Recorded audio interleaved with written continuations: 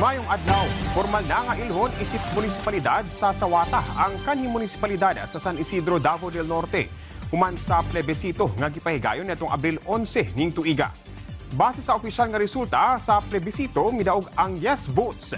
Pinaagi sa 7,555 nga boto kunitandi sa 81 ka no votes. Subay niini, ilisan sab ang ngalan sa Barangay Sawata nga karon formal na sab nga tawgon isip Barangay Poblasyon.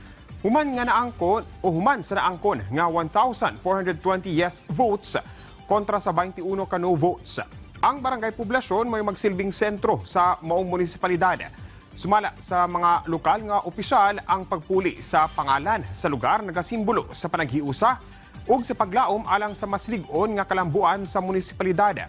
Tumungsab sa paggamit sa pulong nga Sawata mo ang paghatag og bili sa cultural heritage ug sa gigikanan sa lugar. Nagpahigayon og mobile caravan ang Philpost Davao sa usa ka mall sa Lanang, Davao City sugod niadtong Abril 13 ning tuiga. Abli kini gikan alas 11 sa buntag hangtod alas 9 sa gabii kun mall hours ang maong mobile caravan aron nga makahigayon ang publiko nga maka-apply sa pagkuha og postal ID. Magdala lang og photocopy sa proof of identity sama sa birth certificate o ka passport ug proof of address sama sa barangay certificate. Aduna sab i-fill out nga application form. 550 pesos ang bayad kung regular ang postal ID nga makuha human sa kapin usa ka bulan.